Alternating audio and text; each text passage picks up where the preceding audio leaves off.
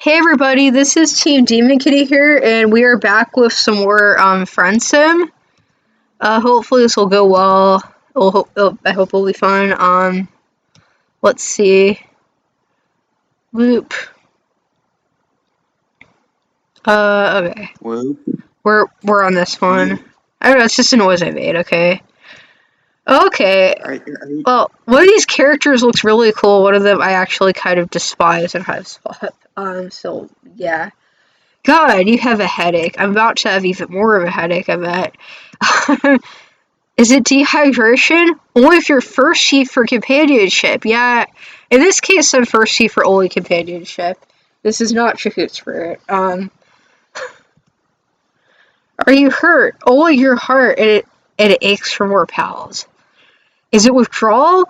Only for your addiction to new buddies. Really, there's only one cure for what ails you. Friendship. You wonder whose sweet medicine will be imbibing this time. Alright, yeah, Tyrona annoyed me in Hiveswap a lot, but I kind of want to pick her to get her out of the way. What do you think? I can't see shit right now. I'm not actually getting visual. Oh shit, let me try to quit it and, redo. Can you see it now? Loading. Oh, there we go.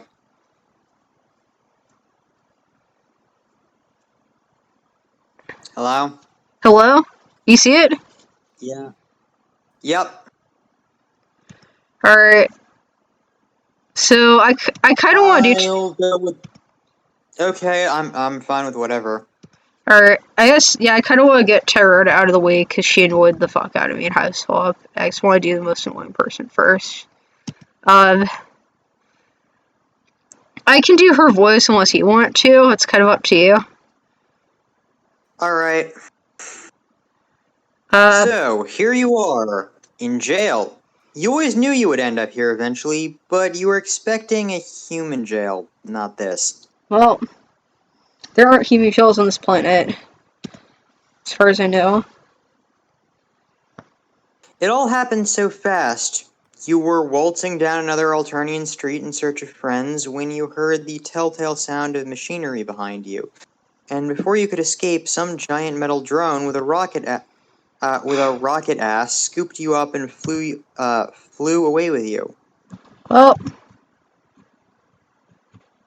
You were honestly surprised that the drone didn't execute you on sight. They've tried to do that before, after all. yeah. Perhaps your numerous shenanigans have grown so vast and ridiculous someone wants to see you in person before you die, if only to have the chance to ask you what the fuck. I mean, that's a pretty logical conclusion, consider it's Alternia. In any case, you aren't complaining. Not about being brought in alive, at least. You have plenty of other things to complain about, though. This cell sucks.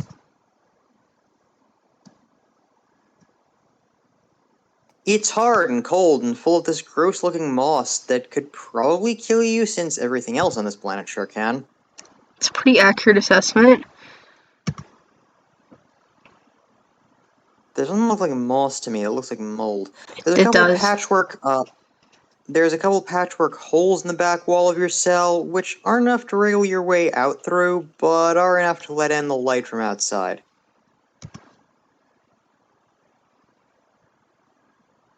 You've been in here since a few hours before dawn, and now it's midday, which means scorching rays of sunlight are streaming their way into your cell, and forcing you to dart around to the shadiest spots as the sun makes its way across the sky. Well, As if that weren't enough, it's also hammering rain outside, which really isn't doing much to stymie the sunlight, and you think the rain might be acidic too? Fun! help! Intermingled with the rain, you've been hearing some sounds coming from other rooms. Interrogations, maybe? Torture? Whatever it is, you're not a fan. And would somebody please fix this leak in the roof? If you have to listen to one more drop of water exploding onto the floor like a nuclear fucking bomb, your shit is going to take an extended sabbatical from the handle. To conclude, it's not great. You'd like out right now, preferably. Now? Oh, God damn it. You were hoping that someone would conveniently appear in time with your internal monologue, but no such luck.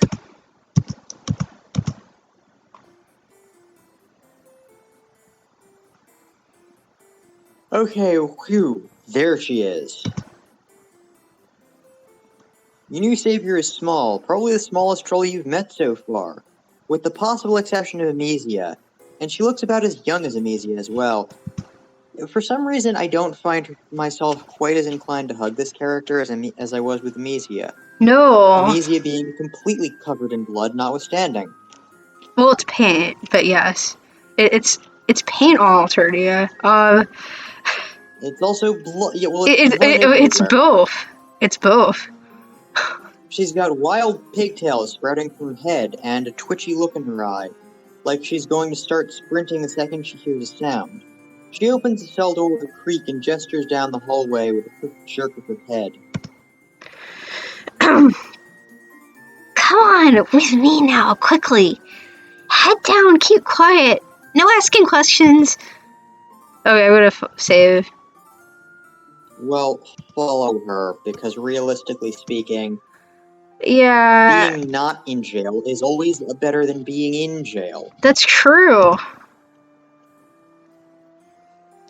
You follow her down the hallway, keeping quiet as instructed, even though you have so many questions you want to ask her. Questions like what her name is, or where you are, or why they haven't fixed the fucking leak in the roof. That's a good question. Instead, you just hurry closely behind as she takes you to the stairwell in the back of the building and up multiple flights of stairs.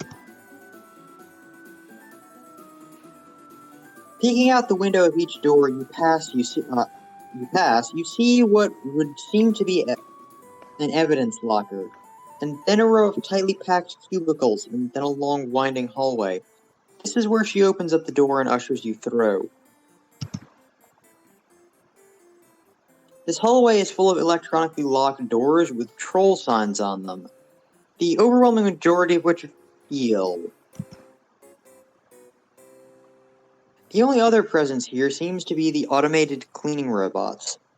You are unsurprised to see that troll Roombas come with their own knives reattached. Well, that's pretty convenient.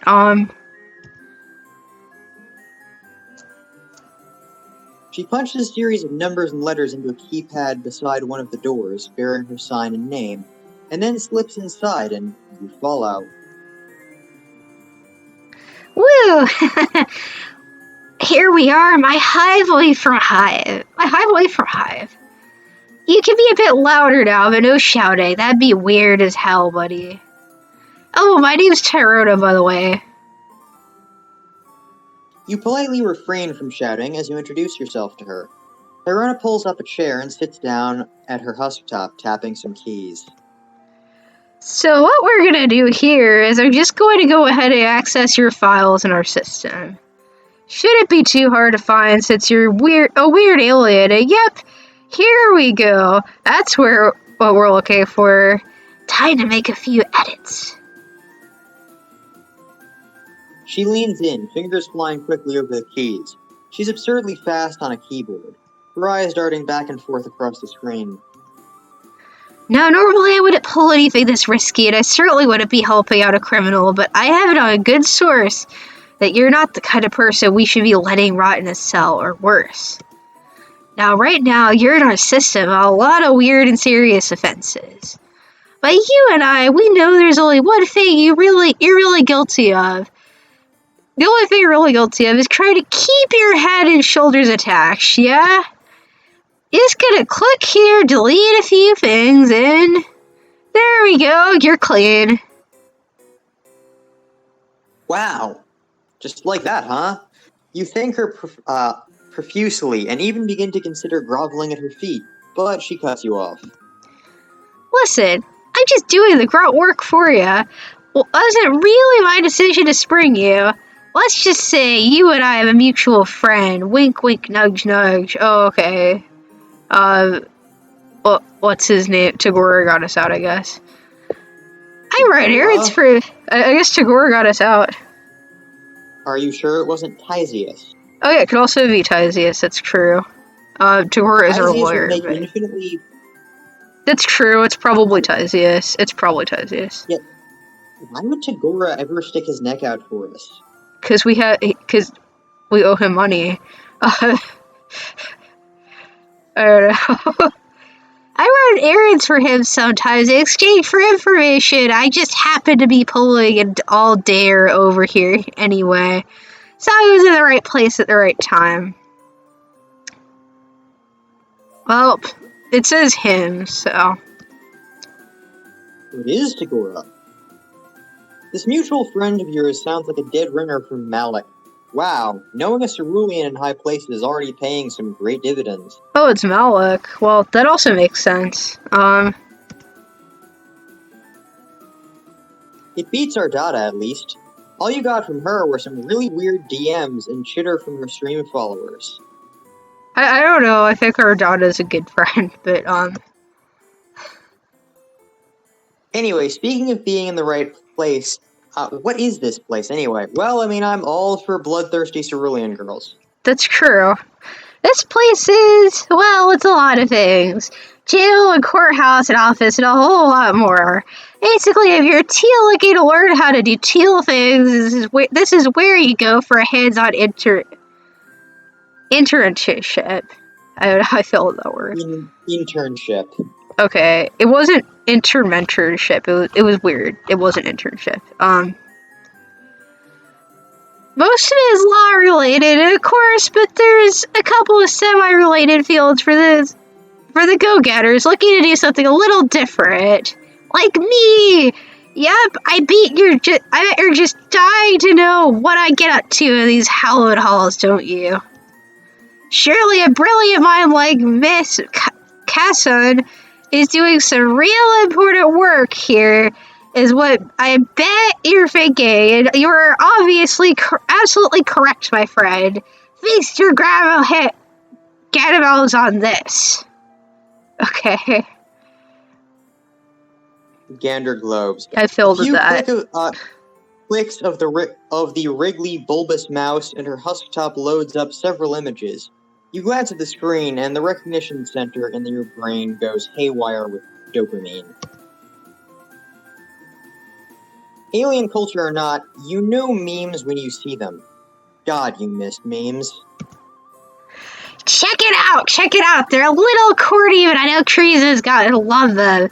She's a real sucker for this kind of thing.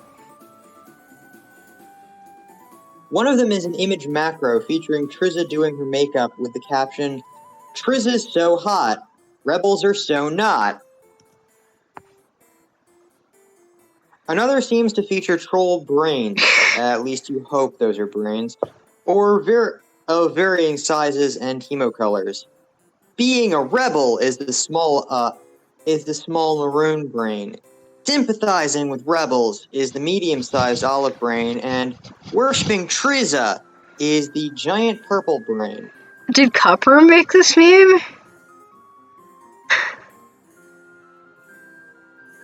Did Copper make this meme? I had to bring him up, didn't you? I mean, it reminded me of him. I think he'd probably take it a step further than that. I do like the big galaxy brain, probably, but yeah. And that one would be captioned, "Looking forward to being tentacle fucked by Triza." It would be that, yes. That is what it would be.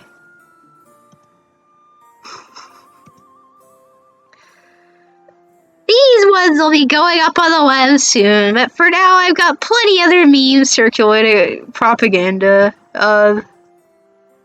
Yep. See, I made a bunch of fake shitter accounts and got some techie trolls to automate them for me. He was hyped out out the excitement knob to do some work in Trees' behalf, I tell you. Was it Copper? I have the distressing feeling that yes, and I'm uncomfortable about that on multiple independent levels. First of all, I'm uncomfortable with Copperum being anywhere near a child. Second, I'm uncomfortable with Copperum being anywhere near us. That's true. Both of those things are very, very true.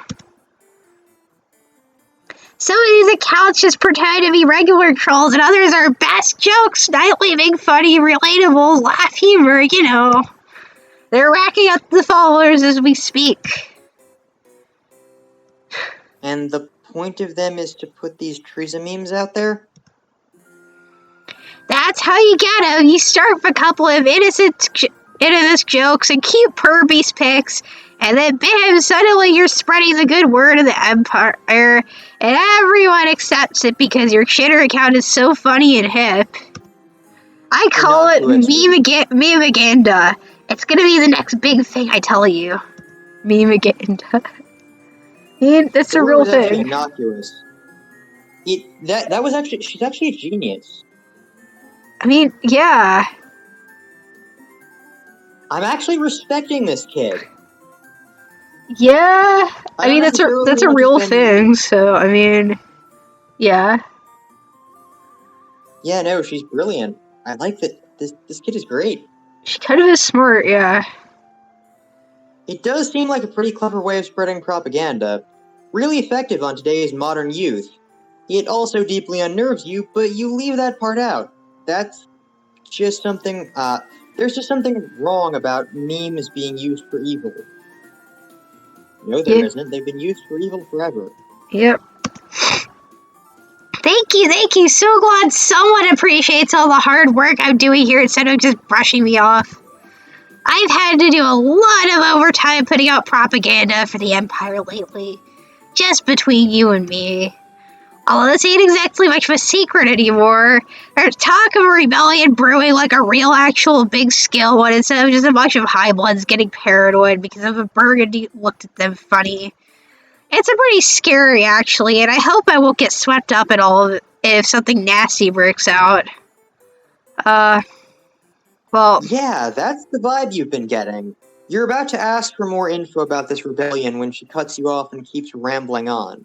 Seems like she's got a lot to say. At what point did we get the vibe there was an actual rebellion brewing? I don't remember this. I don't think that's gonna end well. You get the impression that no one else here listens to her, possibly because she's still so young compared to most of them, but saving you from a jail cell is a good way to get you to pay attention. But here's the thing that despite being a whole lot of potential trouble, it's also a great opportunity to show the Empire just how invaluable my skill set will be for them. See, I've got them all planned out. First, I need to prove to Tirza how useful and clever I am, and how helpful I can be for her regime.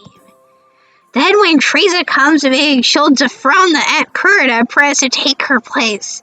Most trolls just love Teresa, and those who don't are gonna get themselves cold real quick. So I'm sure she'll have plenty of support when the time comes for their due. That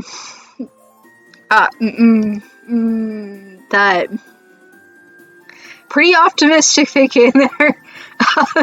Yeah, I wouldn't have bet on Triza against the Condesk. No, the Condesk literally has powers from, no. No, that's not gonna happen. Condesk has been biologically upgrading herself for millennia. Not to mention, by the time Triza even gets to her, she might have OP bullshit powers, so it's yeah. What do you mean by might have? She already has OP bullshit powers. She might have even more OP bullshit powers, because, the buff from Lord English, but yeah. Well, by that point, Triza would already be dead. Yeah, pretty much, I guess. I mean, it's just there's just no way Triza could win a fight against her either way. There's no fucking way. Once she's in full power, I snag myself a nice position as her propaganda minister, and if I'm real lucky, I can wheel my way into being an assistant to his honorable tyranny himself. Tyranny. His honorable tyranny? You don't think you've heard of this guy before. You assume he's a particularly high-ranking troll in the legislative process. Oh, no, he's just a fuck-off huge monster who passes judgment on criminals by eating them, or eating anyone who bugs him, really. He presides over a particularly noteworthy trial, especially at the extreme court. Yeah, tell Mindfang's fucked up his shit. That's true. In retrospect, you should have known. If monsters can be parents, they can surely be judges too. But, what exactly is the appeal here? Who wouldn't want to be big and handsome and strong enough to devour anyone who annoys you? It's the perfect life, I tell ya. I mean... Fair. As it stands, since I can't be him, I can at least be his best buddy and most perfect little helper. And besides, doing all the behind-the-scenes work is a lot safer than trying to actually hunt down or prosecute criminals, I'll tell you that much. I mean, yeah, he might eat me, but that's just a normal workplace safety hazard, really. Nothing I can't handle. She really does have it all planned out, doesn't she? You're impressed. Oh, thank you. But I can't do it all alone. I'm gonna need some help along the way from a very talented and clever associate or two. I bet you know who I'm talking about. Her Lucis? Her classmates? No, dummy. Shh. Here, I try to butter you up and it flies right over your think pan. I'm talking about you. I need your help. I think after bailing you out of that jam, I've earned it, wouldn't you say? The old break my claws down your back, you break yours down mine dealing, you know. Okay. Troll idioms are still as inscrutable as ever. That was easy to understand. You scratch my back, I'll scratch yours. Yeah. But you do know a thing or two about claws, and about helping people to earn their good graces. What's she need? You ever hear the old adage tales talk? And well, a lot of tales have been talking about the strange alien going around getting all buddy-buddy with the free cast. The way I see it, if someone like that might just know how to get me into their offices and dig up some dirt on them and their potential rebel connections. I keep saying they should start shelling out for grander skin tech, but nobody ever listens to me. No way, no how. A regular old password system ought to be enough, right? They wish. Gander scan as in, like, Gander scan is an optical scan. Oh, okay. Like Gander globes? Oh, okay, I get it. They wish. Yeah, they really wish those locks were as secure as they think they are. You can figure out the codes, no problem, I'm sure. What do you say, pal? How about you help me help the Empire and root out the rebel scum? Oof, you're not particularly keen on betraying your friends, but you do owe Torona a favor now, and you'd love to make another pal while you're at it. There's got to be some way you can maneuver your way out of this mess. You tell her, sure, you'll offer her some help. If you're going to hit up someone's office, it should be... Let me save. I don't really want to sell out to Gary. I'd feel bad. I even less want to sell out Tysius. Yeah, I don't want to... I guess Tagore it is. Let's sell out our own lawyer. We're not going to find anything there anyway. I mean, we're probably gonna get a bad ending, but, like, it's the one I feel least guilty about, so... Yeah, we already, like, he already invited us to his office anyway, I mean... We're probably gonna get a bad ending, because Tagore is not stupid, but... I really don't want to fuck over the other two, because I'd feel bad, so I'm gonna go with Tagore. Well, also, realistically speaking, we can go to Tagore's office and probably just not find anything. That's true. Because we're probably not going to. The other two might have some shit, but Tagore probably won't. Okay, I'm picking that. Yeah, oh yeah, that's a great idea. He's real smart and a good talker. He's always got the latest gossip. You think he'd be my kind of guy.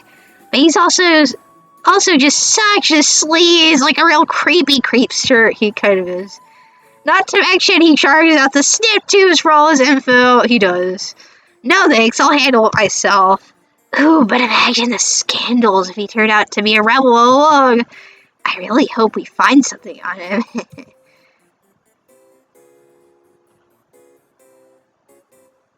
After some 1337 elite. After some elite hacking, that is punching his wriggling day into the keypad, the door to his office clicks open. The two of you slip inside and you glance around. You are immediately reminded of his hive. Almost eerily reminded of it, in fact. That's not good. His hive had that, like, minimalist douchebag look to it. That, like, I've seen in certain rich people's houses. Like, it kind of bothered me, to be honest. Does every subjugulator have the same plant in the corner of their office? Did he just order copies of all the same minimalist aesthetic furniture and have them sent to his office? Well, you don't know exactly what that is, but it's certainly impressive. It's annoying. And tasteless. I'm not so sure this is regulation. Take a picture of it just in case, will you? Yes, please do. Please get that fucking thing out of here. Please get it removed. Please. Like, you're doing everyone a favor. Please get it removed. No intrinsic problem with that phase. Sure thing. And if you happen to accidentally delete the picture later, well, actually, you have accidentally deleted a bunch of pictures before. Figuring out your troll phone has been an ordeal. You line up your camera and take a shot, and oh, fuck. As you were about to press the button, your phone received an incoming call from someone, and you ended up hitting the answer call button instead. Now you're going to be trapped in a social encounter that you weren't mentally prepared for. No,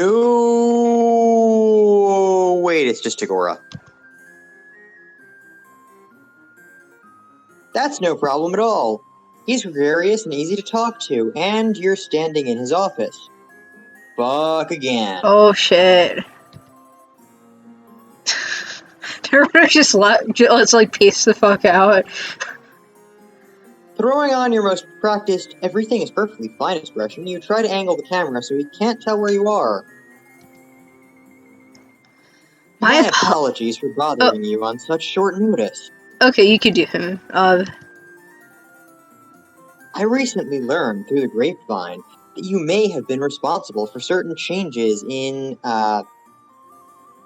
Sigsi's attitude as of late. Also, his handle. Can we just acknowledge his handle? Sigsi's. Better Cal Gorger? It's a reference to Better Call Saul, which is like a spin-off for Breaking Bad of like the sketchy lawyer. It's pretty accurate. He does act like the lawyer from Breaking Bad. He does. That's not wrong.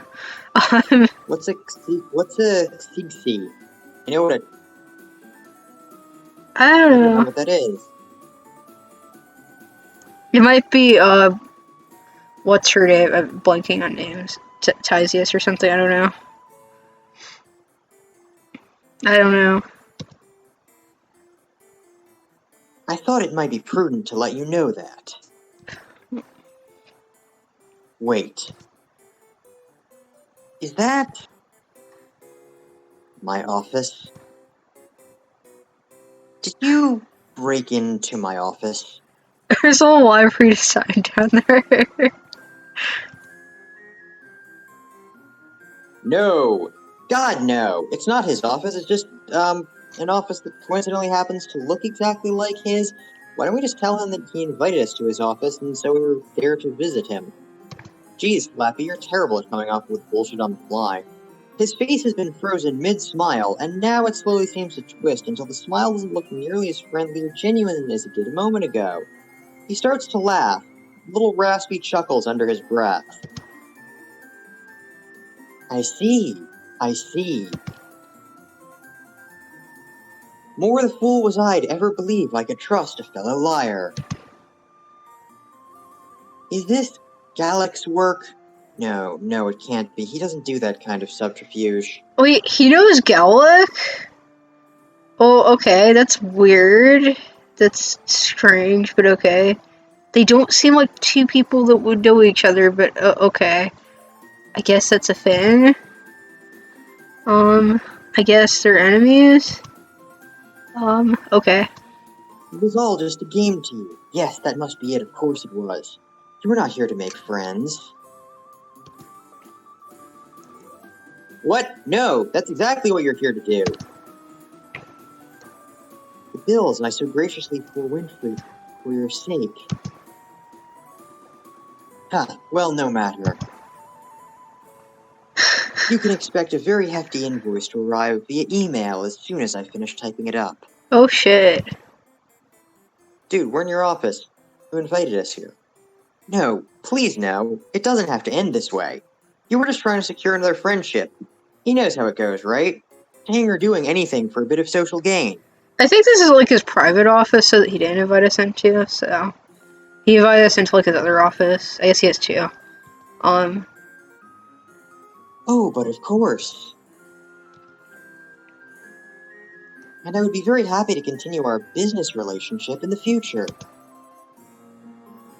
Once I've been reimbursed fully for my time and expenditures. I mean, fair. Yeah. Farewell. He ends the call and his face disappears. The friendly little woo sound that Gripe makes cannot possibly underscore the finality and tragedy of this situation. Your heart truly is broken. Really, Slappy? But hey, at least you can trade one friend for another, right? Now that she's seen what you're willing to sacrifice for her, surely Tyrona will... Tyrona's gone. Yeah. Tyrona? Ah, shit. At some point while you were distracted, she made a break for it. Now you're left with naught but a hefty fine and an ache in your chest, where friendship used to be.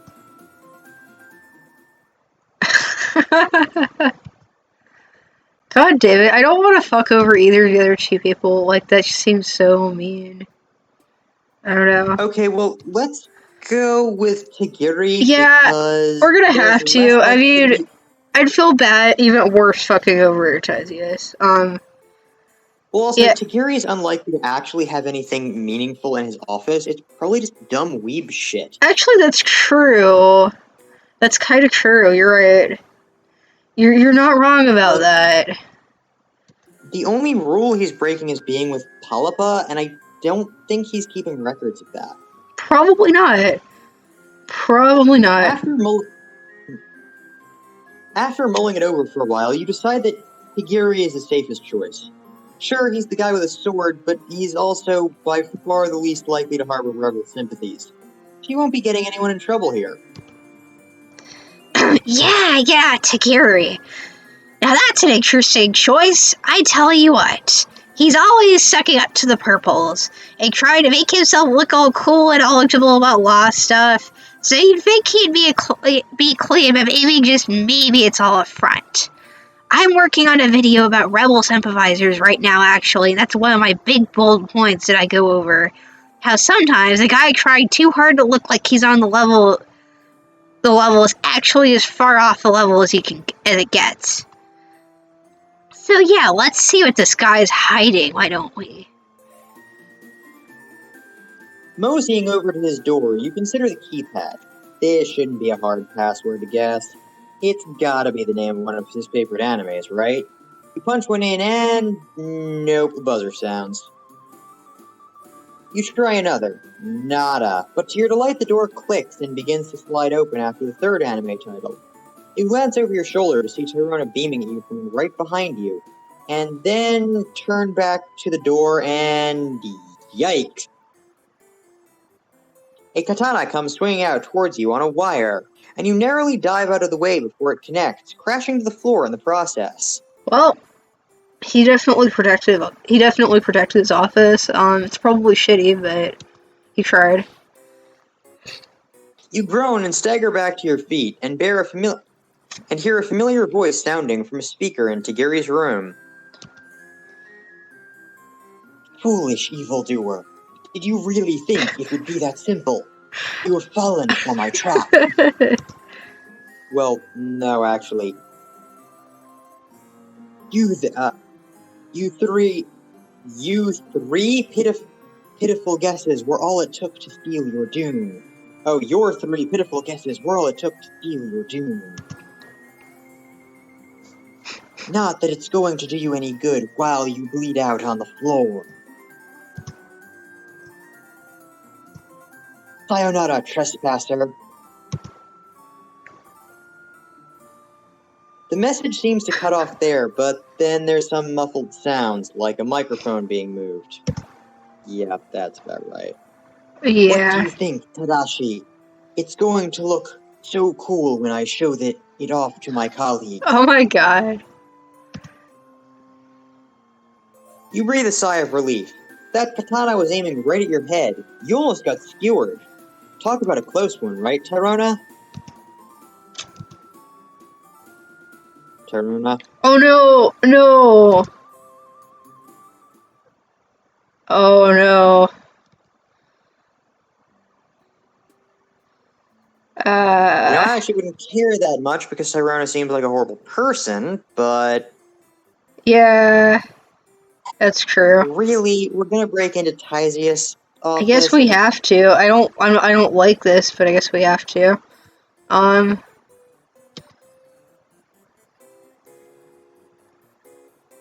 It's gotta be Tysius. She runs a tight, if sleep-deprived ship.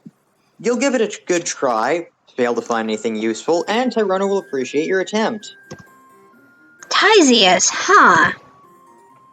Yeah, she's got that vibe to her, you know? She talks a lot about improving the justice system, and what kind of person does that, huh? A rebel sympathizer, that's who. She's not wrong. The alternative justice... What?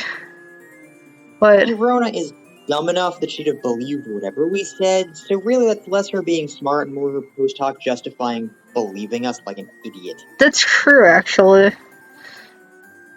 The alternative justice system has worked just fine for hundreds of sweeps. The only person who ought to be proposing changes is Teresa herself, but obviously there's nothing to change, or she'd have done it already. Anyway, this is Tizzy's door right over here. So why don't you start working your magic? Okay. An idea comes to you. You start tapping away at your phone, much to Tyrona's chagrin. Hey buddy, were you trying to break into someone's office? Is it no time to play Flappy Talon Screecher? Floppy Bird, I'm guessing. Oh, okay. That was very obvious. Yeah. Yeah, like, rip Floppy, like, press F in chat for Floppy Bird.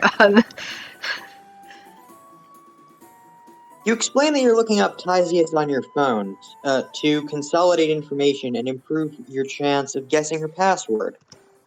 Whoopsie, sorry, I'm a little antsy here, I guess. Carry on.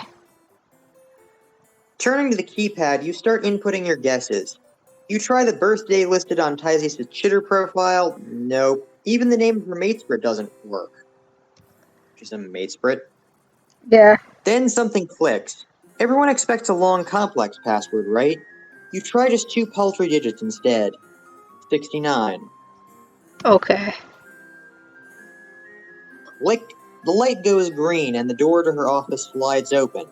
Bingo. It's a Sufferer reference. It is. Feeling pretty chipper about your breaking and entering skills, you usher Tyrona inside with an exaggerated bow. She cackles and skips right in, making her way over to the husktop sitting on Tysius' crowded desk. Literally every every legislator literally does have the same weird ultra cactus thing in their office. Why? I think you're right. I think you're actually right. There's papers and old mugs lying around everywhere, and the rest of the room is about as disorganized as a desk, with towering stacks of books threatening to collapse if you so much as breathe wrong. The Empire already monitors online communications, of course, but we've got tools for those sneaky sneaks who try to hide things off the cloud.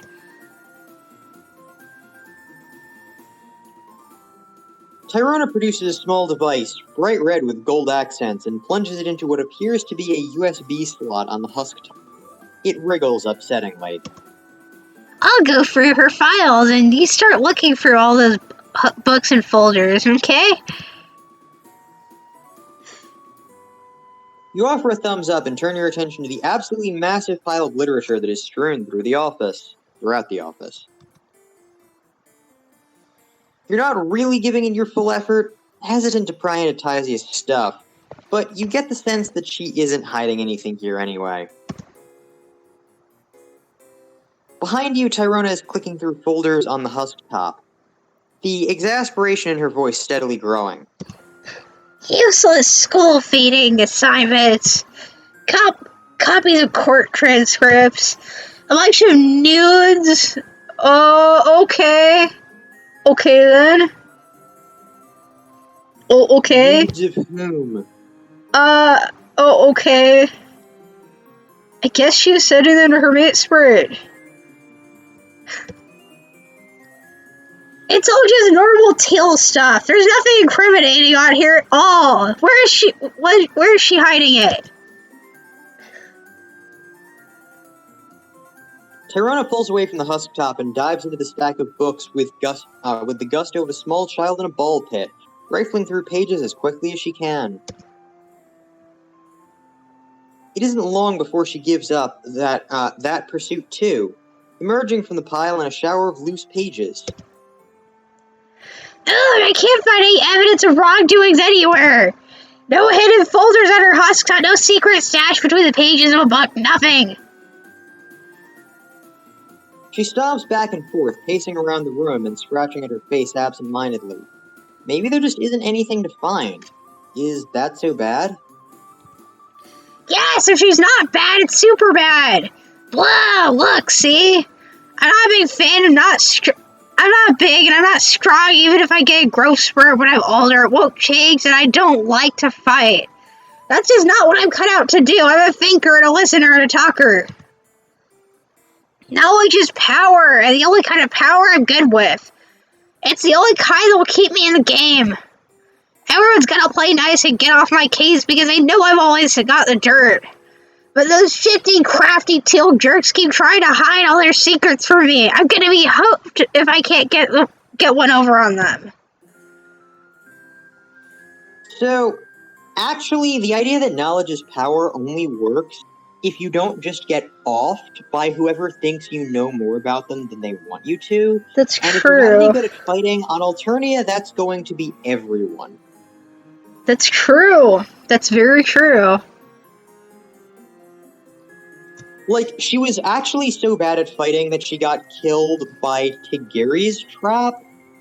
I get the sense that she's going to piss off the wrong person and get murdered the fuck out. Not to mention that as soon as the Condesce finds out she's supporting the idea of Triza overthrowing her, she's gonna get culled. Also, even if she does achieve her goal, like his honorable charity might just kill her anyway. There's that too. That's also possible. Tyrona yanks at her pigtails and slumps down against the wall, looking frazzled as you've ever seen her. Or as ever you've seen her. This calls for a pep talk. You sit down across from her and offer a gentle smile. You know where she's coming from. When you came here, you were a mess. You still kind of are. All you had was your guts, your mind, and your goofy charisma. Yes, that's what it is. You've been blundering your way across the planet, but somewhere in between all the blundering, you made friends. You gained skills. You figured out how to keep surviving, even when it seemed impossible. And if you can do it, she can too. Well, no arguing with that. Sure, she may not be as big and strong as she'd like. She won't always win. Sometimes there's going to be days like today where she doesn't succeed. But she's got this spark in her. You can see it. That tells you she'll be just fine as long as she keeps her head up and tries to hang in there. I'm skeptical. Tyrona perks right up. Your motivational speech game is really on the ball lately. Yeah, you're right. This might have been a bust, but I sure ain't. I've already got all kinds of connections and pals and skills. I mean, the guy I run those errands for, he says I'm one of the smartest and cleverest teals he's ever met. And I'm really mature for my age, and... Do you ever find out what else he says? Because you're interrupted by the sci-fi whoosh of the office door opening as Taisia steps through. A long, awkward pause before she raises an eyebrow at Tyrona. You get to read this. Not yet. Oh god, this again. Now, just what in the hell are you two doing in my office? Tyrona begins stammering response, but Tysius jerks her head toward the door. Yeah, I'm going to need you to get out if you want to get out right now. She turns to you. Not you. You. We need to have a chat. Tyrona flashes you a terrified look before scurrying out of the room, door sliding shut behind her. Tysius glances at the door, then pulls you toward the most secluded corner of the room where books are piled so high they practically reach the ceiling. She speaks in a low, hushed whisper. Good idea, because you'd bet a troll buck or two that Tyrona's listening outside the door. Hey, so... that was some good thinking texting me as soon as you got your husk back.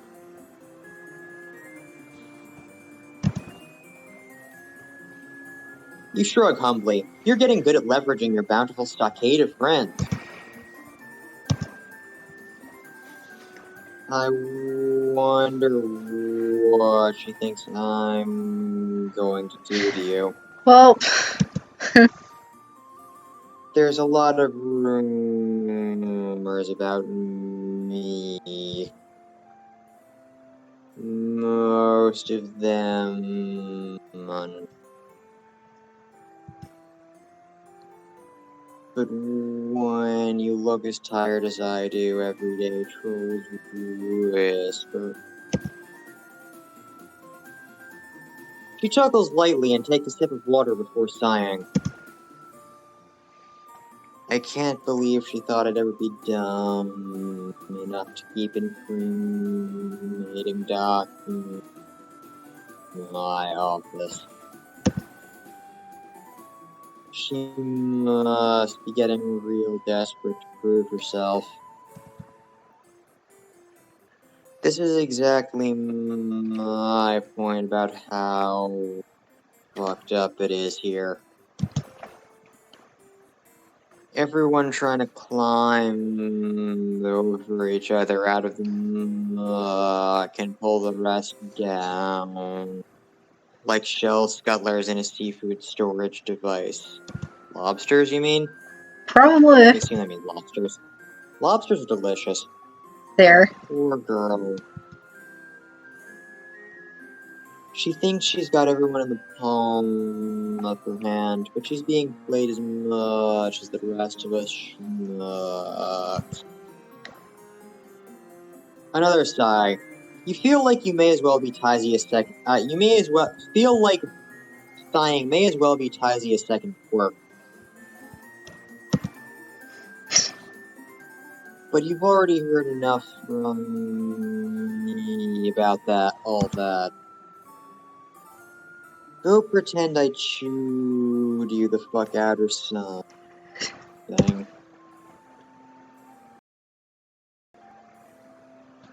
I need to reorganize all this shit now. She ruined my old system. Sure, that's what it was. Her office looks far better organized than it did when you walked in, actually, but you're not about to split hairs over it when Tysius just bailed you out of a potential disaster? You thank her, give her a quick hug, and then slip out of the office. Tyrona nearly falls over herself, stumbling away from the door where she was clearly trying to listen in. Whoa, you're here and still alive in one piece! That must have been a real close one! You know what she does to people who cross her, right? Well, I'll give you a hint. It starts with disembowelment and it only gets worse from there. Huh? How'd you make it out? Oh, you know, talking your way out of a jam? It's a total breeze. Tyrona seems starry-eyed and impressed. You sure do know how to handle yourself, especially for a weird alien. I think you and I ought to stick together. Technically, you don't owe me anything anymore, but us little people work best in numbers, yeah? You could use a friend like me. No, I really couldn't. You smile, basking in the now familiar glow of camaraderie. Yeah, you could use a friend like her. No. No. And you think she could use a friend like you, too? Probably. Honestly, though, it's better than Zabra and Follicle and Copperum, so you know. It's a low bar, but... That is an exceptionally low bar. I mean... Alright, I actually like this guy that we're about to see, like... He kind of comes off as a douche, but, like, I kind of like him. I don't think he's actually really a douche. Also, it said in his thing he likes coffee, which is, like, a plus in my book. So, like, yeah. This is a guy that apparently, Tagora knows. Oh, Zigzy. Oh, that's who he's talking about. Zigzy. Oh, okay. Are they, like, in a block quadrant together? Are they, like, in a block quadrant? Like, he's calling them by pet names, and, like, they seem vaguely, like, hostile to each other. Are they in, like, a block quadrant or something? I'm gonna call it now. Like, I'm calling it. Okay, I'm gonna narrate and let you voice him. I'm guessing you can voice him, but Yeah, probably, unless I can't for some weird reason. I'm guessing he's like kind of like one of those like coffee snob like high culture guys, but I'm not sure. Or at least he talks like that. That's the vibe I was getting. Can you do that kind of voice?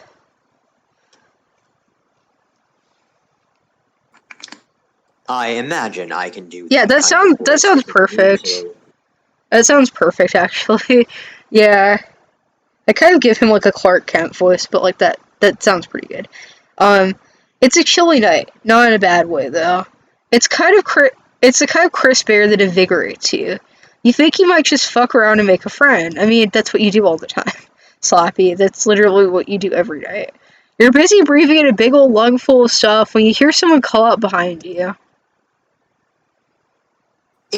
Oh, that's still you. Okay, excuse me, Elaine, I would like a word. It's phrased like a request, but delivered like a command. Sorry. You don't recognize the voice, so you do some mental calculations as you turn. Whoever it is seems like they know who you are, which could be good or really, really bad. You can make it to Zebra's hive in a few blocks if you had to make a run for it. I'd rather get killed, honestly. I'd rather get cold than run to Zebra's hive, to be honest. Like... Doesn't Amnesia live around here? I'd rather run to her. Yeah, no shit. Like, I'd prefer going to Amnesia any day.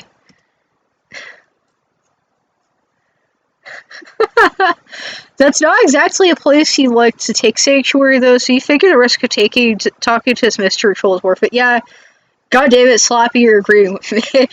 By the time you've rotated around to face them, you've got a big friendly grin on. Well, It's a bit of work to keep. Right. What? Even a stopped clock is right twice a day, you know? That's true. That's fucking true. It's a bit of work to keep it there when you see who it is. Tall, sharp suit, well filled out, curly hair, cute little Christmas tree looking horns. An expression that screams, would you pay someone else to bisect you if you call anything about him cute? It's a good thing you didn't choose to run, because last time you saw this guy, he was sprinting away. If you're sparkly self at top speeds, you'd have no chance. He strides towards you now with considerably less fear, but about as much purpose. Playing it friendly, you hold out your hand for it to shake. He takes it immediately like it's an instinct. Yes. I am Galekh Sigsi. You are the alien. Nice to meet you. Nice to meet you officially, etc. It's imperative that we speak as it is a matter of some importance. I hope you will take my request seriously and follow me to my hive, where we can talk more openly. It is in your best interest to comply. What is with these annotations? He's like tagging annotations on the. He's sourcing his stuff. Oh wait! Oh my god, they're links. Those are links. I live right around the corner. This is not a threat, rather, it is a genuine expression of the critical nature of my request.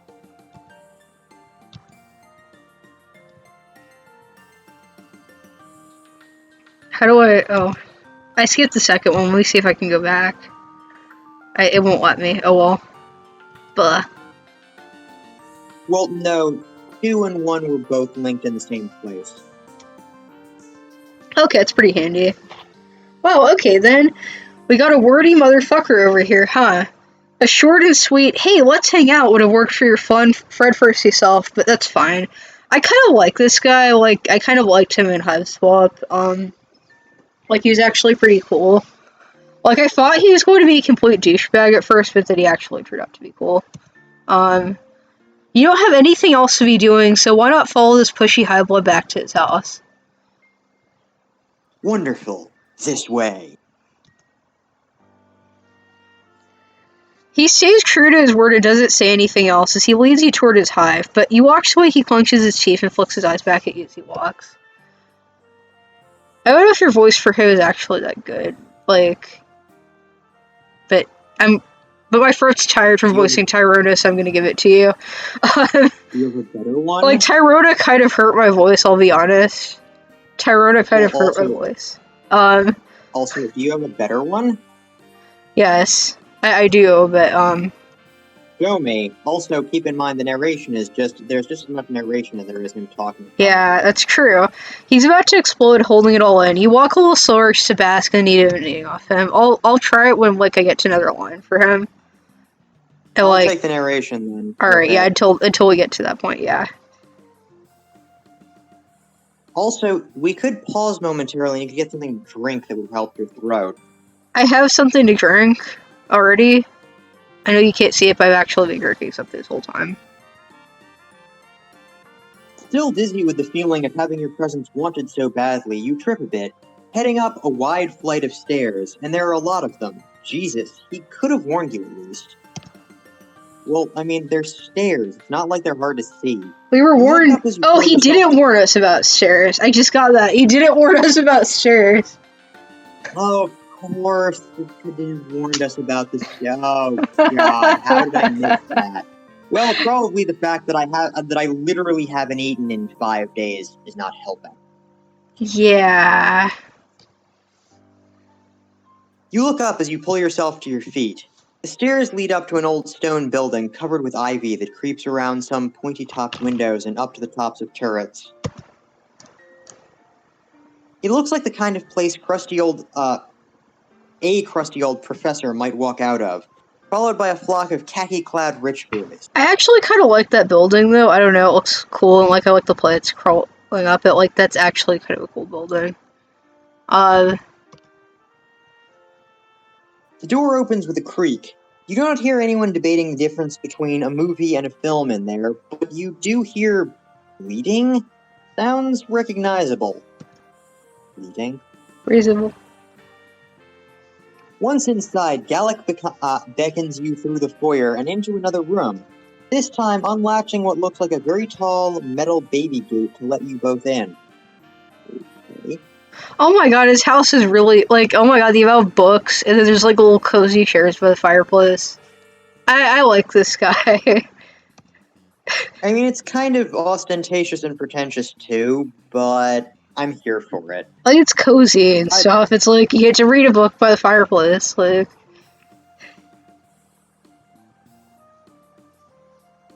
He checks the latch twice after he shuts it, then gestures to a pair of studded high-back chairs on either side of the fire. Oh, they're probably the comfy kind of chairs, too. Let me try voice him. Please, take a seat. I will make us some coffee. You will not have had any like this before, as the taste is drastically different from the slop you get at a public coffee shop. Is that voice good, or...? You're at least as good at it as I am. Okay, I'll do him then. I'll do his voice. I mean, I'll do his voice. I don't mean it the other way. Because this is not a jerk video. This is not an ultimate jerk video. Okay. It is possible you're... What? What? I could voice Ultimate Dirk, but I could definitely voice Ultimate Dirk better than you. Yes, you can. I'm saying that right now. It is possible your palate is not experienced enough to tell the difference, but I can walk you through the simpler points. Oh my god, this guy's a coffee fanatic. Oh my god, like... I like this guy, I'm sorry, like... He's like a coffee fanatic, and he's got his books, and he lives... Like, this guy's cool, I'm sorry. Like, like this guy's actual... He is so, like... somewhat pretentious. He's also cool. He's pretentious in the harmless kind of way that comes off as, like, somewhat condescending, but also, ultimately... He's pretentious in a reasonably wholesome way, I'll give him that. At least it's wholesome so far. You never know with this game. Yeah. There have been people who we thought were wholesome who ended up being very, very unwholesome. He might be a secret, like, serial killer. I mean, he is in a black quadrant with Tagora, so you never know. I think he is anyway, that's what I picked up on. You do take that seat and look around while he fucks with an antique espresso machine. This is an antique espresso machine. He has a desk covered in papers, open books, and a typewriter. And along the walls there are bookshelves leading up to the vaulted ceiling. Oh my god. I just, like, everything about that, it's just, I don't know, it makes me happy. Like, he has a typewriter, he has, like, an antique oh my god, espresso machine, like, oh my god. Like...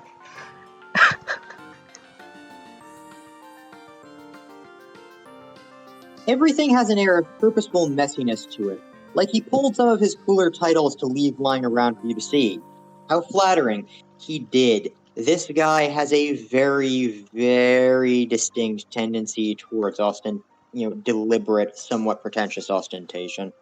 Yeah, I would kind of want to be friends with him, though. I mean, he seems cool. Like, slightly pretentious, but also actually cool.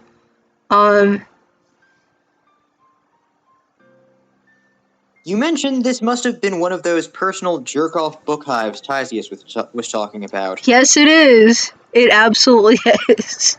And I'm guilty of building those myself. I mean, like, I could show everybody the books I have in my room right now that you can't see right now, but it's a lot.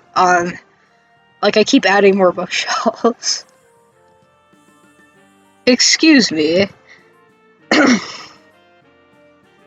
Uh-oh, never mind. You clear your throat and ask him what he wanted to talk about. He hands you a cup and sits down in the other chair. Of course, I just wanted to clear up a misunderstanding between us. You may be under the false impression that I am uninformed. The attributes of rainbow drinkers. You may even think that you successfully fooled me into thinking you were one yourself when we first met. Sorry, I'm coughing. Oh, this is the guy that, like, ran us over briefly. Oh, this is the guy that we scared off because... Oh, this is the guy that we scared off by pretending to be a rainbow drinker. Oh shit, it's the same guy. Oh. Yeah, this guy is definitely in a bot collection of Tagora, like, absolutely. Just like he is. I just had not previously encountered one in real life, nor had I ever seen an alien, for that matter. Furthermore, I saw you before. You were in the company of one Tagora Gorjek. I was making the most reasonable assumption possible, given the information I had available. It makes complete sense, if you think about it. Alright, I'm clicking the link. Let's check the annotations here. Specifically, you misunderstanding me. I spent considerable time with the intern researching you, of course, which is why I was able to track you down so easily. Rainbow Drinker Extraordinaire. Rainbow Fucker Extraordinaire. No, it says ring. Rainbow Fucker Extraordinaire. Okay. Oh, okay. Does Tagora have a Rainbow Drinker King? Okay, that... okay, sure. He looks at you expectantly. Uh-oh, you guess it's your turn to say something. Get a save.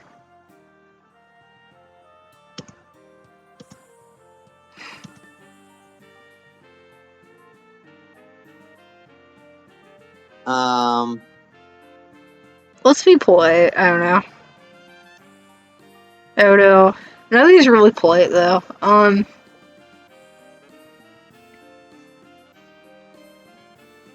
don't know, like... I'm gonna say, is that all... Oh, I don't know, he might take offense to that, but he might take offense to the other one, too, so it's kind of a 50-50.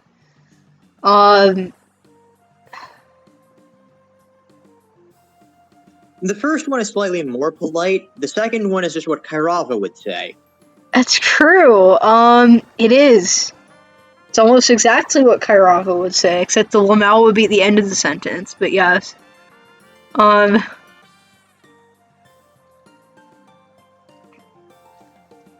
don't know. I think I'm tempted towards the first one, but I might be wrong. It's kind of a 50-50 chance here, in my book. I'm gonna go with the first one, probably, if that's okay. I don't know. How do you feel about it? Sure. I'd have gone with the first one anyway. Man, what the fuck is this guy talking about? You thought whatever he wanted was gonna be a way bigger deal. You want to get this straight, you say. He dragged you all the way here under a thick veil of secrecy just so he could tell you he knows, what he's talking about? Yes, he is exactly that kind of person. Yeah. That he was actually right and not wrong, smart and not dumb, specifically about rainbow drinkers? Yes. Is this confusing to you? I cannot have people thinking incorrect things about me. Okay, what's his citations?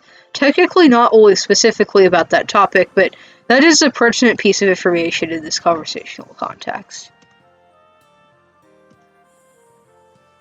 Cool. No, you were just checking. You tap your fingers on the leather arm of the chair. Is that all he wanted from you? Oh yes, I suppose as long as we are in agreement, you do not intend to spread any misinformation. You promise. That is great news. There is a long pause. He looks disappointed somehow. You're not sure if this is what he was expecting, but it sure as hell is what is transpiring. I will show you out. Oh shit, it was a wrong auction, damn. That he's looking, he's judging silently from the window. Hey. Yeah, this is one of the things Okay, about this I'm game just gonna go with, like, be honest this route and not give a fuck about politeness. I'm getting the vibe it's gonna be one of those routes. So I'm just gonna be honest this route and not give a fuck about politeness. And just, like, do the option I would pick if I was talking to someone. You laugh, and then realize he's 100% serious. He really cares that much about what you think of him. It reminds you a bit of you a few months ago, or a few days ago. Still, You know what it's like. See, I got burned in Kairama's route by not picking what as like a person would genuinely pick, and picking what I think Sloppy would. So I'm just gonna be honest here and see if it works. I'm gonna go with like the full honest strategy here, because I got burned with that in Kairama's route, so I'm gonna go with the full honest strategy. The problem with this game is that a lot of the time, like, it's just random, and trying to be logical doesn't get you anything. And I understand that if there's a logical, like, obvious choice, it's too easy.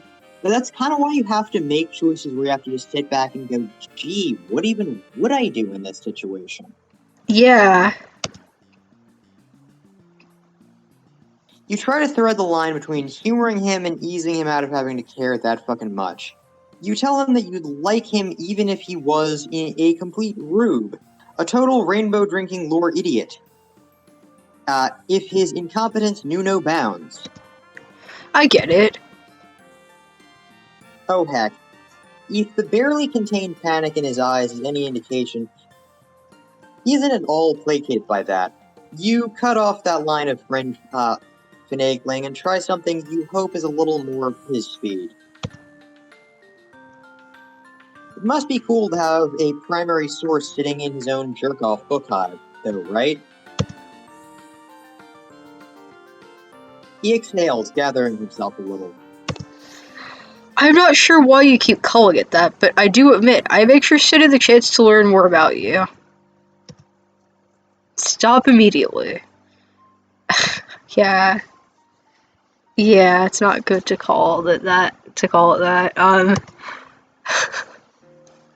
His fingers twitch. You hope he doesn't mean in the, like, creepy dissection kind of way.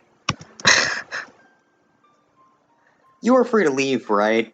You glance anxiously at the locked baby gate. What? Of course you can leave. Just because I have a high blood does not mean I'm a fucking sadist.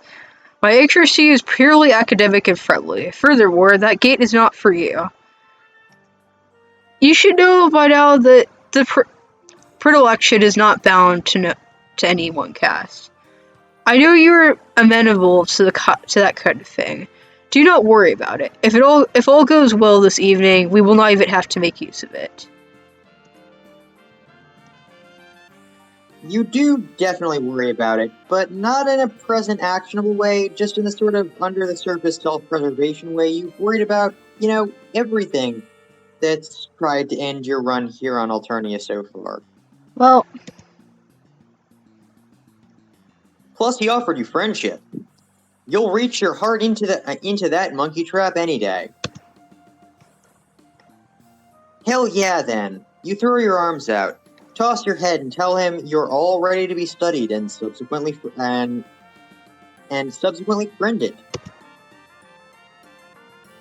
Galekh doesn't pounce right on that, though. Mostly he looks uncomfortable, which doesn't stop him from talking. I do have considerable interest in understanding the pathos of the alien. What I really want to know is what makes you so magnetic. All observable criteria points to you not being much to look at, but there seems to be something about you that draws people in. I apologize if you're offended. That isn't even on the top 10 list of insults you've heard since landing, so you brush it off just fine. Plus, you have it on good authority that your legs are nice. You flex those bad girls in order to give yourself a little self-esteem boost. Who said our legs were nice? I forgot who. Zebra? Because I would not take anything that Zebra says particularly seriously. I don't think it was Zebra, luckily. I think it was, actually, what's her name? Elward? I think it was Elward.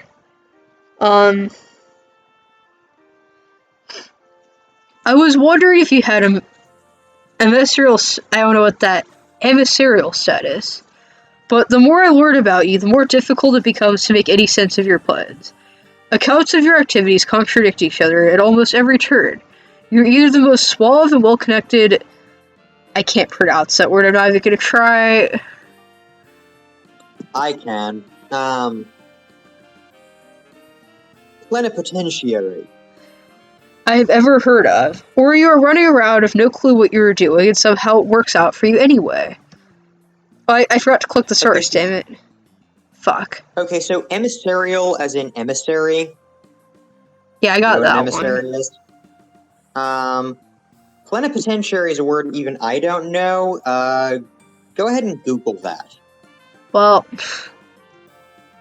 I'll Google later. You mean it's worked before? A low, frustrated clicking rumbles in his throat. He puts his coffee aside and crosses his legs. This is the sort of thing I am talking about. I know all about your antics, leg-based and otherwise. I just cannot work out what the draw is. Why do people like this? Again, no offense is intended, and if you feel that way, that is on you. I'm just trying to understand. He seems pretty fixated on this. You wonder if perhaps he has some hidden reason for wanting to know why other trolls might be into your freaky little self. Some sort of personal interest in another troll's friendship decisions and inclinations and interests. Just, maybe. Probably Tigor. Also, we have someone watching our stream, so hello. But yeah. You wait for him to blush, but he doesn't. He does start talking very quickly, though. First of all, I do not know what you mean by that. I do not base my self-worth on anything so external. Sure you don't, buddy. Hypothetically, if I did happen to be invested in what someone else thought of me, I would not tell you about it. Furthermore, just because I am not a freak does not mean that I do not have desirable traits. You would probably just tell him anyway. Oh, he has a goat. He has a goat. You think he'd probably keep going forever, now that he's started letting it all out, but there's a sound behind you that shuts him the fuck up. You both turn to see his Lucis, a big scruffy goat gently headbutting the baby gate. It looks extremely friendable. Aww, that's really cute, actually. I'm gonna save. Okay, save. Alright, since I'm being honest here, I'm going to feed the beast. Because it's adorable and Bunny gets to get it. I'm being honest, so.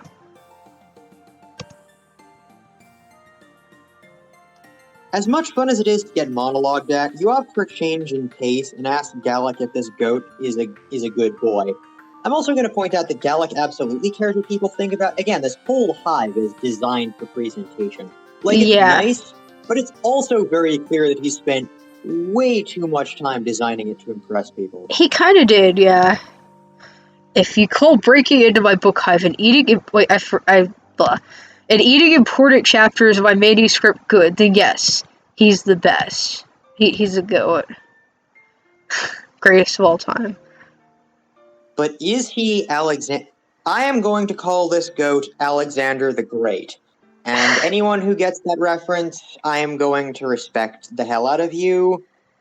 And also have questions. He sighs when he says it. It's a mix of frustrated and fond. You pull an apple-adjacent fruit from your hoodie pouch. You never know when you might have to spend the day hiding in an alley, so pocket snacks that don't make you puke are extremely useful. You offer it to the Lucis, and he uses his teeth and tongue to pull it to him through the hole in the gate. Nice. You don't have to have a crisis about whether or not you should let him in the room, because once he swallowed his snack, he trots back down the hallway.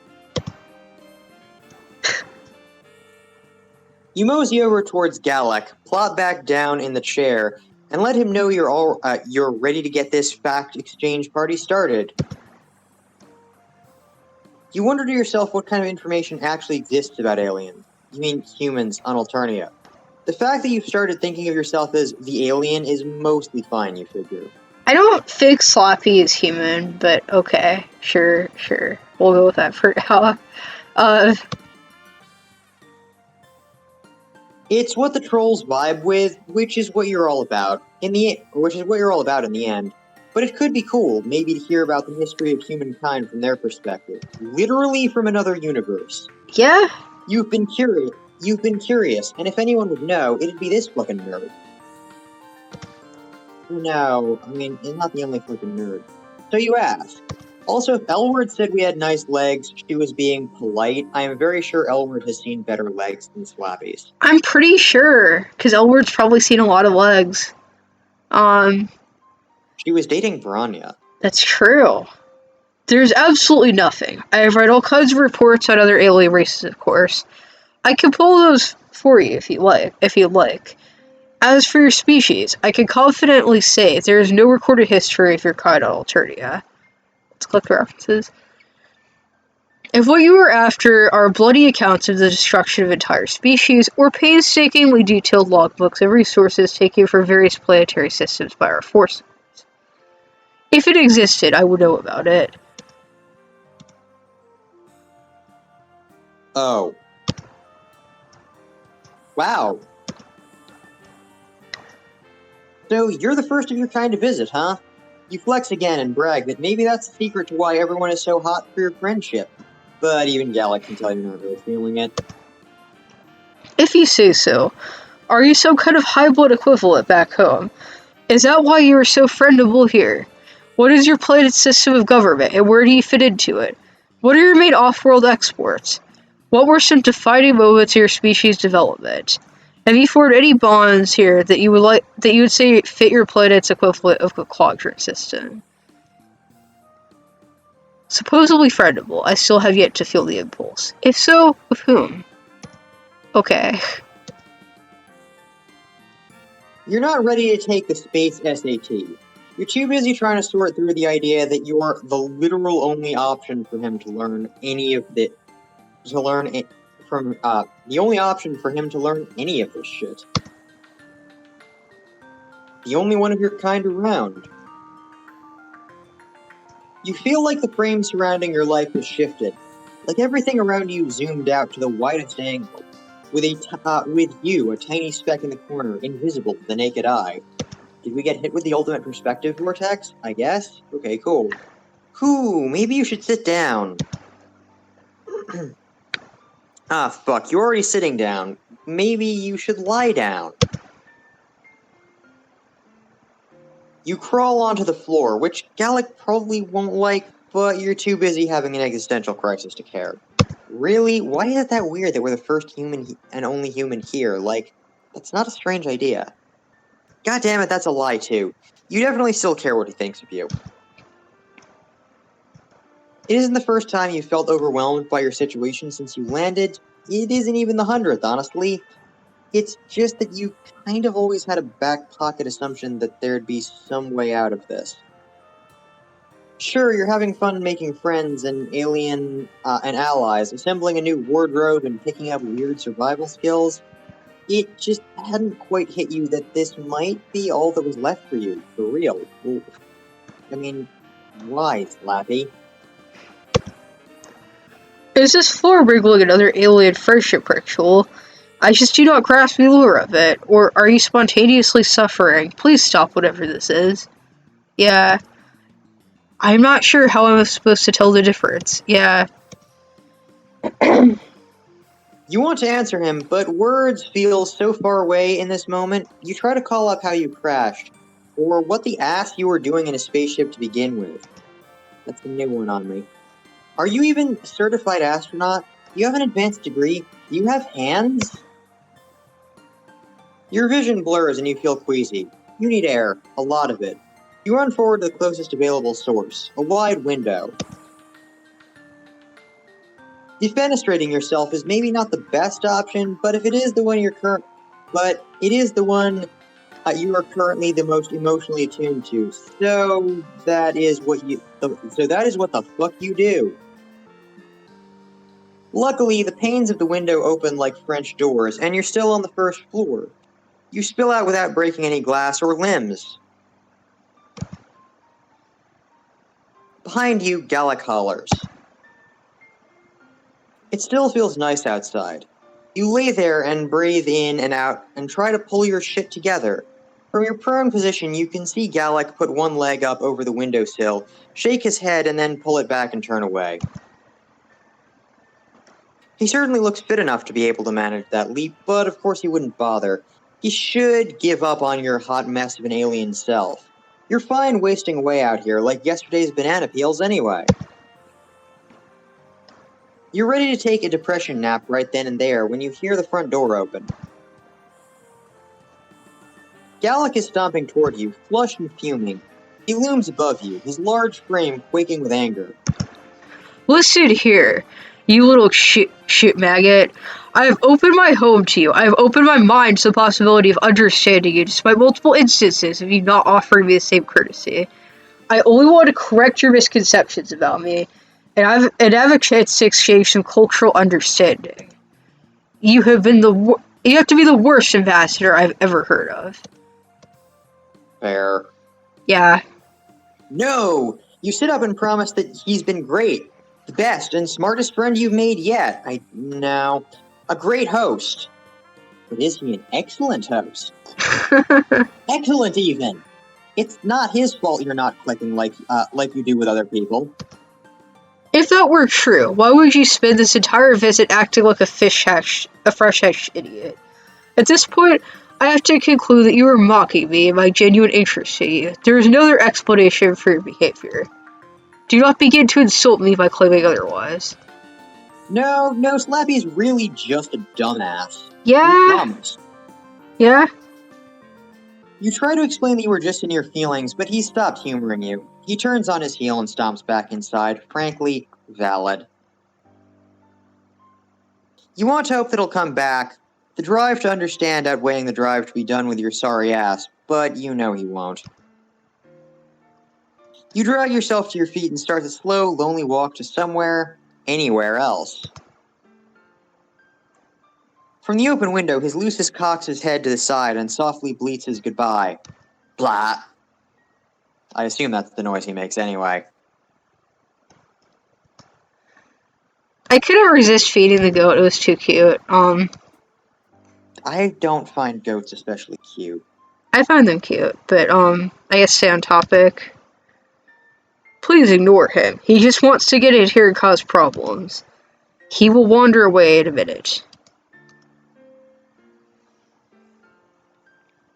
You think hard to yourself about this. You really want to get the big goat, you really want to pet the big goat dad. I don't.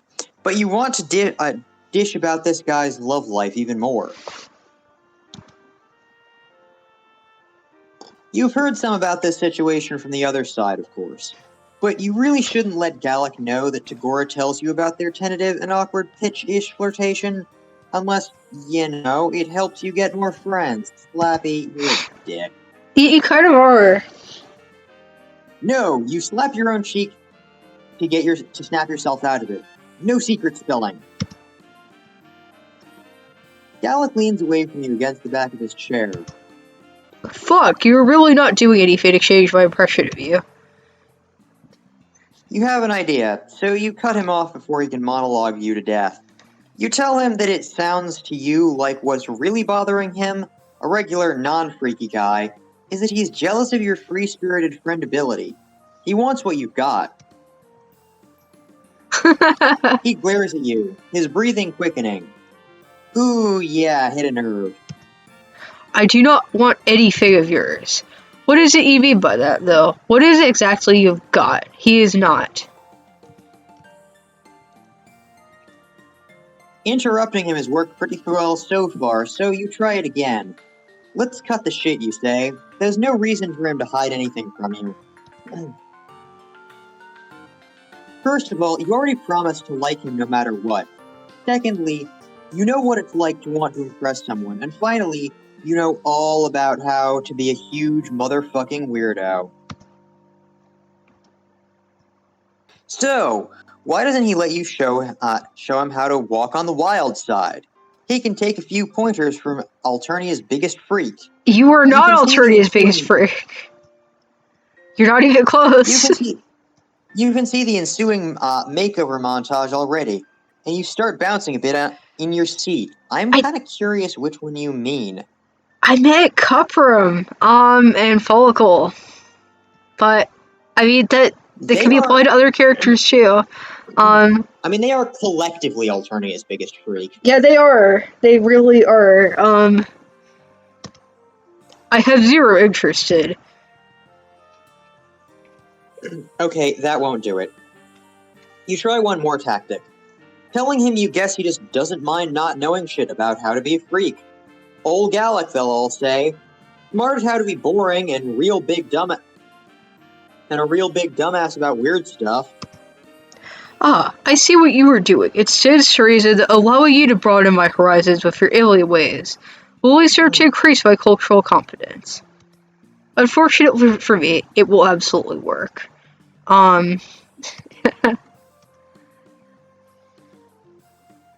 Great. So, what'll it be? Shopping for a new, more casual suit? Or something wilder? Spicy undergarments? Dyeing your hair? Other weird body mods? Galekh's eyebrows shoot up. That last one sounds interesting. Okay. Wow, he's really ready to go whole ass, huh? You weren't expecting that from this guy, but you guess maybe he was waiting for an excuse to try something. That, or he really can't deal with not being Alternia's biggest obnoxious know-it-all. Go big or get cold, as they say. Damn, that probably is what they say. Anyway, you can't wait to get this show on the road. You tell him you even know a guy that can probably help him out. Will he be discreet? I am willing to leap into this, but I do need to protect my privacy, of course. Oh, for sure. You mean, like, probably. We better not go to, Follicle or Copper for this, please no. I'm hoping it's not them. It might be like Malik or something, I don't know. Freaky body mod, it's either Malik or Elward. Yeah, actually, it's true.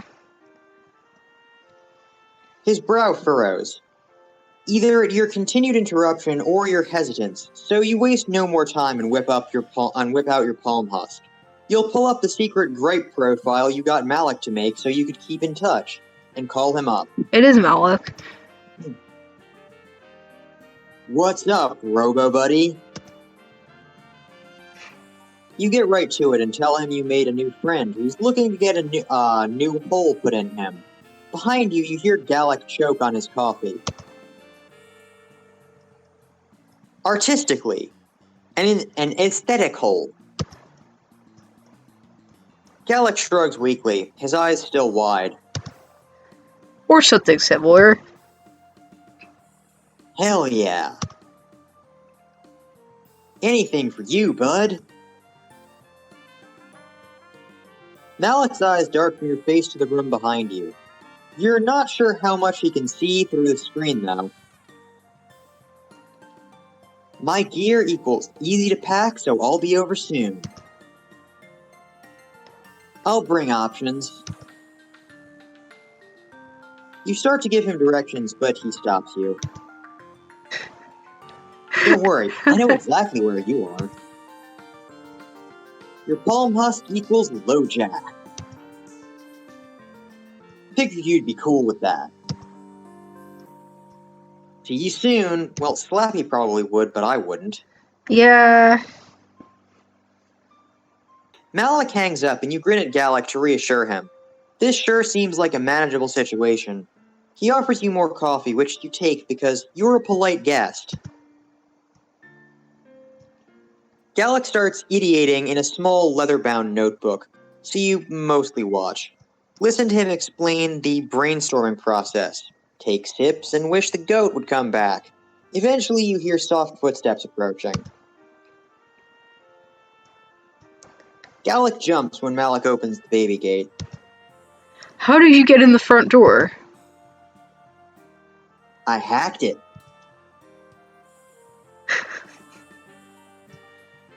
Galekh's mouth opens and shuts a few times.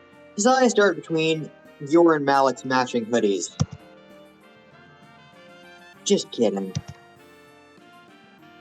Your operation equals pretty low tech for an Indigo, unfortunately. You're loose, just let me in. Anyway, I'm Galekh. And from behind him, a proud bleating.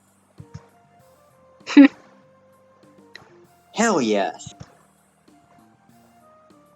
Galekh looks around and wrings his hands. There's a lot going on. All of a sudden, he points to you. I like how the goat is just like running around in the background. You alien, hold on to my Lucis. He cannot be unsupervised in here. He will eat everything. As for you, Galekh, hello. My name is Galekh Ziggsy. Welcome to my hive. Things are not typically so hectic in here. I apologize.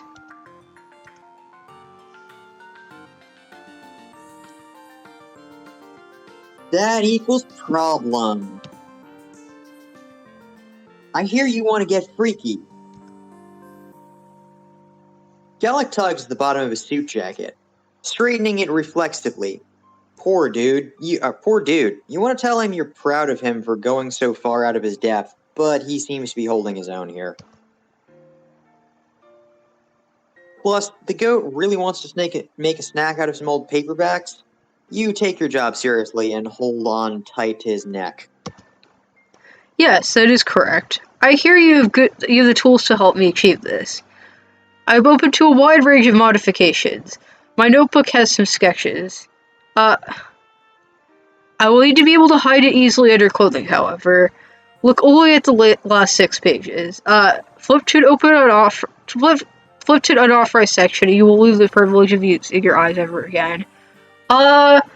Okay, dude. Okay then. There are nude pictures of whatever his name is in here, aren't there? Yeah. You want to dutifully look and not touch, too, but wrangling a big goat is a full-time job. Galekh holds up the notebook for you both to see.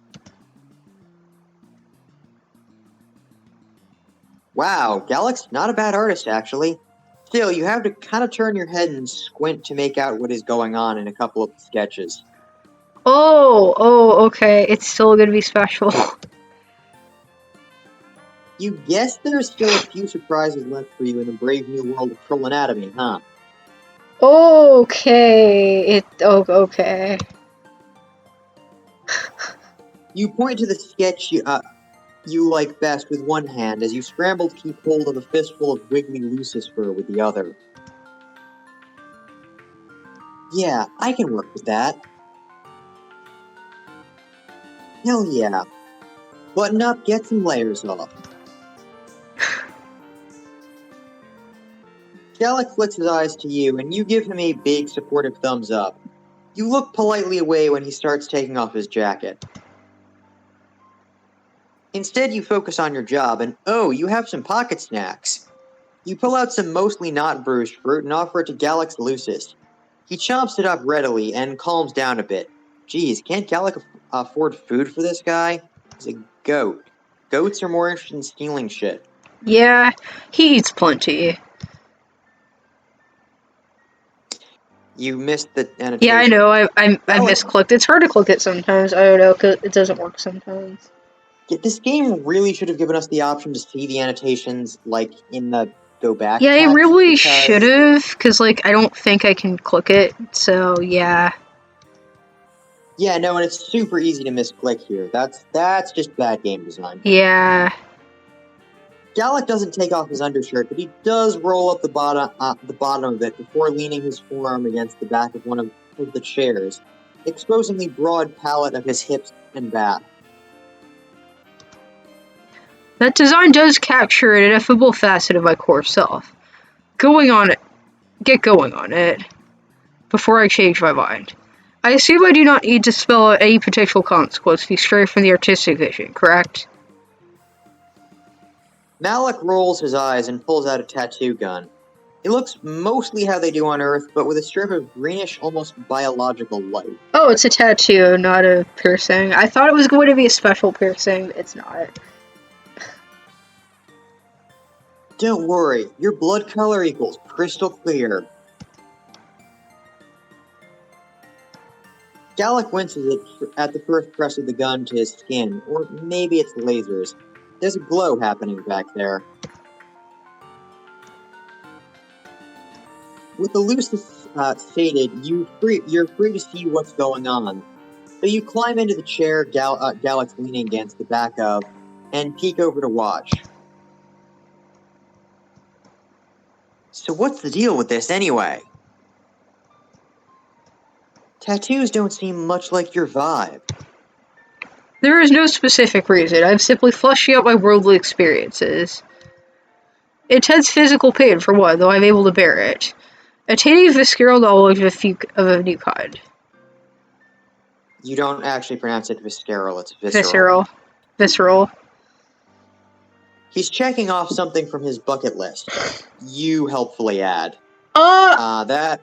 No, that's not gonna have the same meaning. Scrolls. That's gonna have a very different meaning.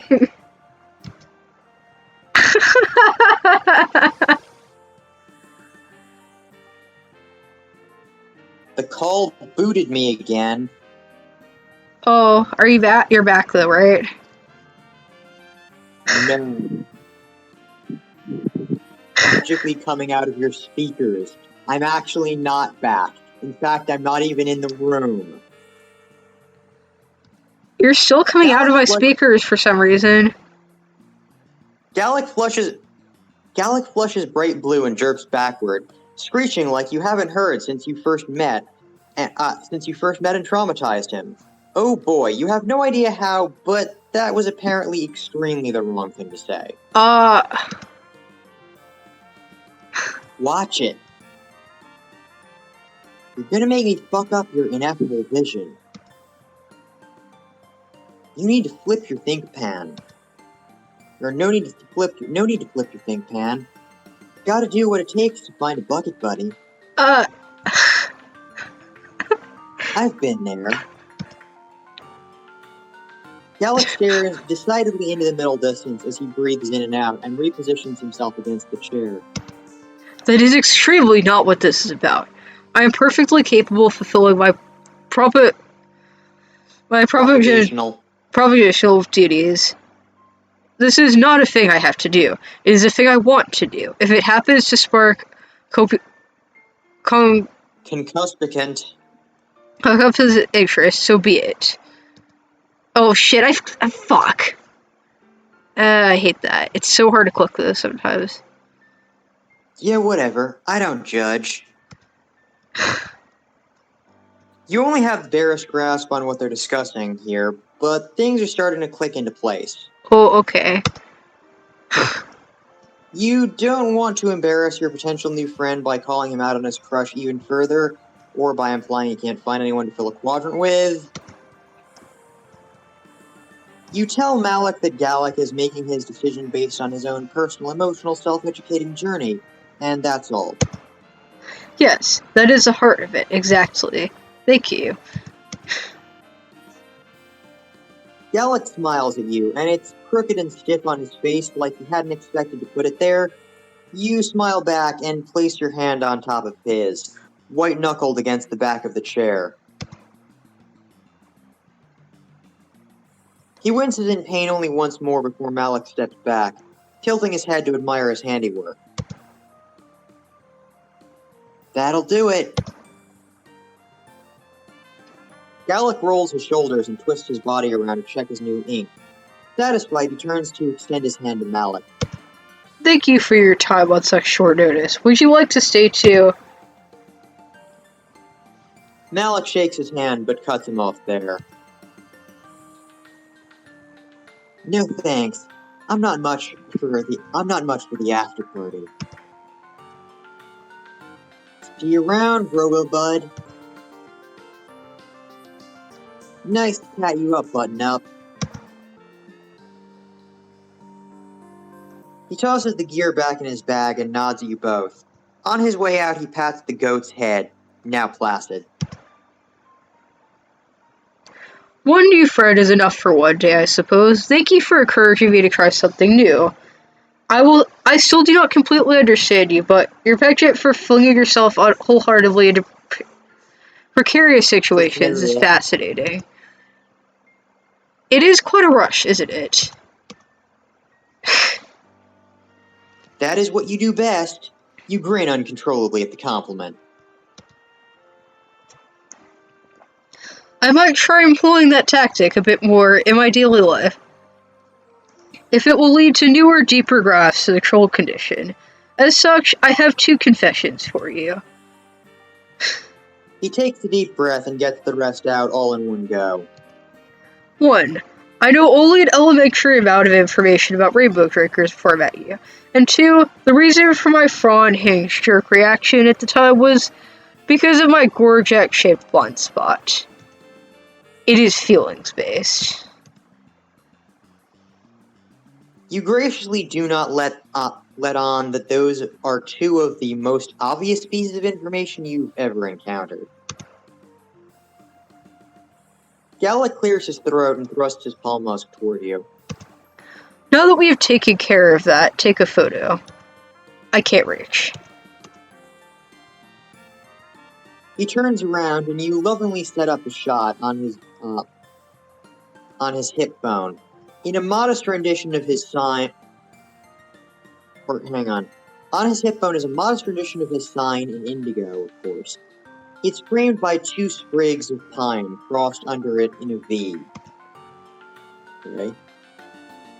The look on his face as he turns back over his shoulder for the camera is the most self-satisfied thing you've ever seen. When you hand Galekh his palm husk back, he fucks with it for a minute, and then it starts buzzing with notification after notification. He looks up at you, smile creeping into the corner of his mouth. He bites it back like he's not sure what to do with the undefinable happiness he's experiencing. He hates it.